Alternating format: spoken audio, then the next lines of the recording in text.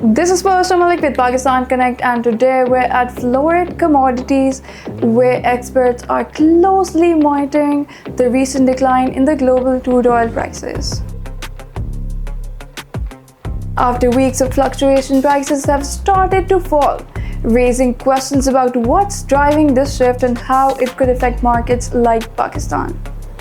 To understand more, let's speak to the senior trade analyst from Pakistan's #1 brokerage firm.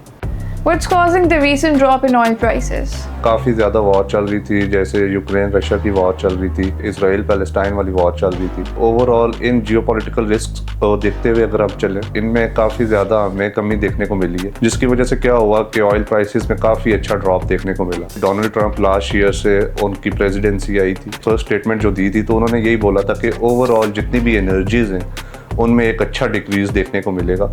And इस वजह से आजकल अगर हम देखें तो एनर्जीज़ के अंदर क्रूड ऑयल और ब्रेंट ऑयल, ये कुछ ऐसी एनर्जीज़ हैं जिनके अंदर एक बहुत ही मेजर डिक्रीज देखने को मिला है। How do world events like wars or trade issues affect these prices? Overall अगर हम देखें ना, जो वॉर की सिचुएशन होती है उसके अंदर ना काफ़ी ज़्यादा जो है डिमांड इंक्रीज़ हो जाती है ऑयल की। इसकी वजह से क्या होता है कि जितनी मर्जी है ज़्यादा सप्लाई हो, डिमांड उससे ज़्यादा बढ़ गई होती है। वॉर सिचुएशंस में अगर हम देखें तो क्रूड ऑयल और इस तरह की जो गैसोलीन प्रोडक्ट्स होती हैं ना, इनका यूजेज काफ़ी ज़्यादा होता है, बिकॉज जितने भी आपकी वेपन्स हैं, एयरक्राफ्ट आपके होके, शिपमेंट्स होगी, ये सारी चीज़ें जो ये डिस्टर्ब हो रही होती हैं। बट जैसे आजकल की सिचुएशन है, प्रेसिडेंट ट्रंप जो है वो बेसिकली अगर ओवरऑल इकॉनमी के हवाले से हम बात करें तो वो इंटेंशंस को जो है रिड्यूस करते जा रहे हैं। वो चाह रहे हैं कि हर जगह जहाँ जहाँ पे भी ऑब्वियसली वॉर चल रही है या वॉर सिचुएशन है उसको रिड्यूस किया जाए। तो उससे क्या होता है कि ओवरऑल जो है एक अच्छी इकोनॉमिक ग्रोथ हमें देखने को मिलती है। एंड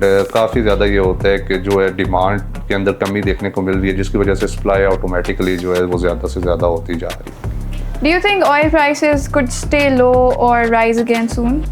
इन फ्यूचर अगर हम बात करें तो क्रूड ऑयल में हमारी एक प्रेडिक्शन है, उसके मुताबिक हमें यही लग रहा है कि क्रूड ऑयल की प्राइसेस में डिक्रीज आएगा। ये वॉर सिचुएशंस और इन जियोपॉलिटिकल टेंशंस को एक साइड पे रखते हुए अगर हम देखें तो जितनी भी इंडस्ट्रीज हैं, जितनी भी ऑटोमोबाइल इंडस्ट्रीज हैं, वो जो है वो अपने आप को शिफ्ट करते जा रहे हैं सोलर की तरफ। व्हीकल्स जो है वो ईवी में शिफ्ट होती जा रही हैं, जिसकी वजह से क्या हो रहा है कि ओवरऑल हमें क्रूड ऑयल और इस तरह की चीज़ें जो है अब इनकी कंजम्पशन कम होती जा रही है। एंड जितने भी हमारा मैन्युफैक्चरिंग साइड है और ये सारे सेक्टर्स हैं, ये अब ऑब्वियसली ये सोलर को ज़्यादा सपोर्ट करते जा रहे हैं, जिसकी वजह से क्या हो रहा है कि एक एनर्जी में शिफ्ट देखने को मिल रहा है। इन फ्यूचर अगर हम देखें तो मेटल्स की प्राइसेस जो है वो हमें इंक्रीज होती हुई नज़र आ रही है। उसके अंदर चाहे वो प्लैटिनम है, चाहे वो कॉपर है, इस तरह के जो प्रोडक्ट्स हैं वो बहुत ज़्यादा जो है इन चीज़ों में, व्हीकल्स और इस तरह के जो मतलब जितनी भी आपकी मशीनरीज हैं उनके अंदर ज़्यादा से ज़्यादा यूज़ हो रहे हैं। वेयर एज अगर हम क्रूड ऑयल की बात करें तो ऑब्वियसली आहिस्ता आहिस्ता इसकी कंजम्पशन कम होती जाएगी, जिसकी वजह से क्या होगा कि इसके अंदर काफ़ी मेजर डिक्रीजेज हमें देखने को मिलेंगे। Experts say that while the recent drop in oil prices may offer short-term relief, global market conditions remain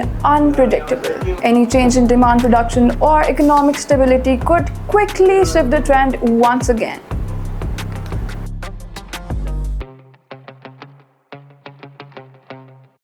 Hello, I am Alisha Anleeb reporting from Muzaffarabad.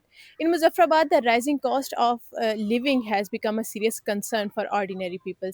People say their shopkeepers have raised prices far beyond the actual market rates, especially for fruits and vegetables.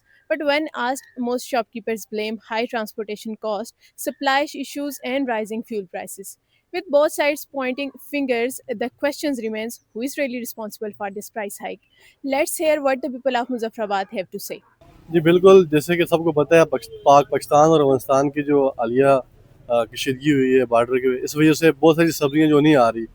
मसलन टमाटर आजकल हमें मतलब ख़रीदने में बड़ी मुश्किलात हो रही है, क्योंकि 500 से ऊपर हमें खुद खरीद पड़ रहा है पाकिस्तान में, क्योंकि आजकल सीज़न ही टमाटर का और भी बहुत सारी सब्जियों का, फ्रूट्स का सीज़न नहीं है।